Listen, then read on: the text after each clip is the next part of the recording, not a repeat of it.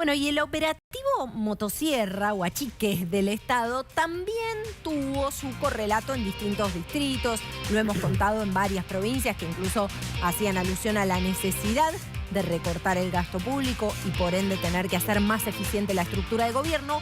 Ahora le llegó el turno a la ciudad de Buenos Aires, que recortó muchas áreas, dando de baja, entiendo, 1.400 contratos, Gonza. Bueno, ahí, mira, hoy tenemos varias noticias para contar, Caro, con respecto de esto, porque tenemos recorte por todos lados. Vamos a arrancar, si te parece, por Cava, como bien lo planteás vos. Yo te voy a hacer un pequeño resumen para que sepa la gente de qué se trata esto. Básicamente, se reduce la estructura del Estado en un total de 13.000 millones de pesos. Es que, en definitiva, Caro, lo que a los porteños les va a interesar esto es ¿en qué va a cambiar la vida de un porteño? Bueno, en que el Estado al cual ellos le pagan el ABL va a gastar 13.000 millones de pesos menos.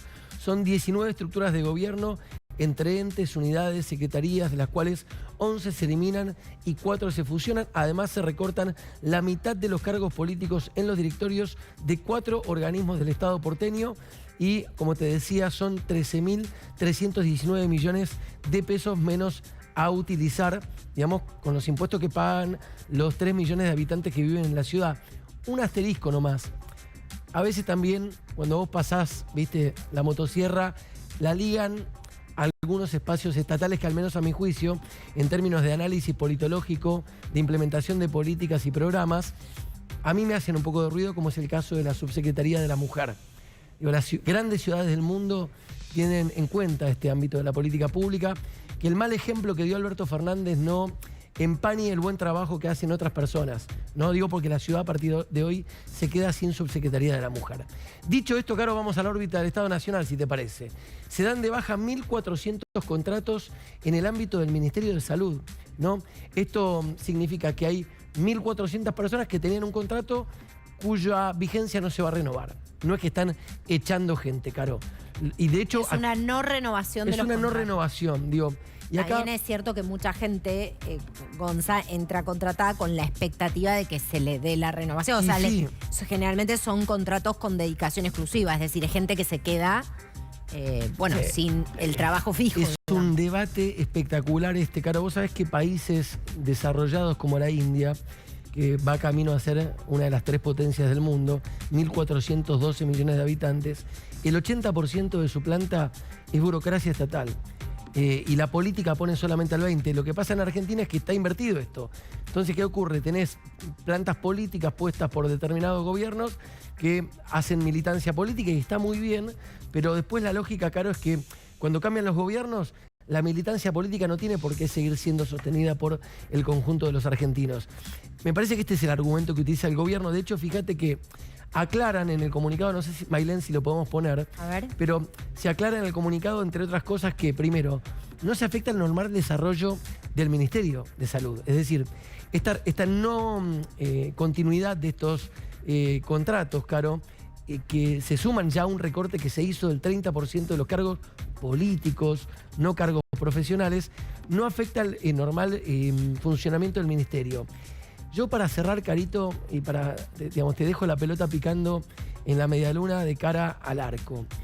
Te contaba hace muy poco una anécdota que un ministro del gobierno de Alberto Fernández me dijo 1 mes o 2 meses después de comenzar la pandemia. Me dijo, en mi ministerio trabajan 2.000 personas. Por la pandemia están viniendo 80 nomás. Y el ministerio está funcionando sin ningún problema. Sí. Un ministro de Alberto Fernández, ¿no?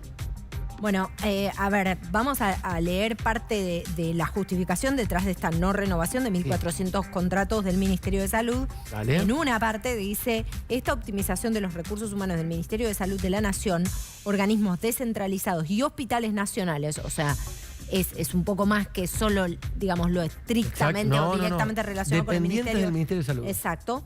Se realiza en el marco del cambio de sus estructuras y a partir de la identificación de irregularidades, ojo con esto, en la contratación de personal durante la gestión anterior, a la duplicación de funciones y el incumplimiento de tareas.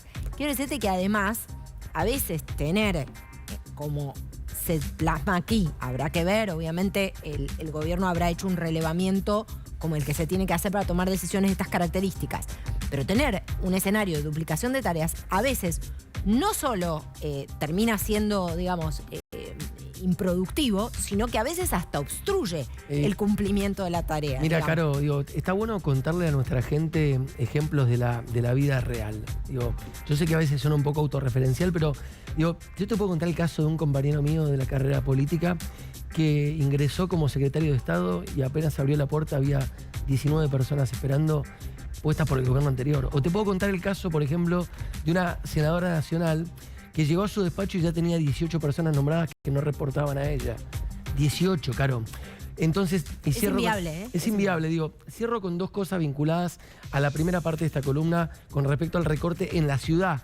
Hoy tenemos recorte en nación y recorte en ciudad. Cuentan en la ciudad, por ejemplo, que algunos de los entes o organismos que se suprimieron duplicaban funciones con otros organismos que ya existían. Es decir, no es que había dos personas haciendo lo mismo. Había dos oficinas, Dos Caro. organismos haciendo. Es como que hubiese otro estudio acá, ¿viste?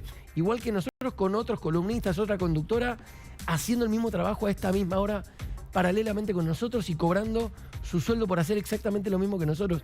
Es una locura total, Caro.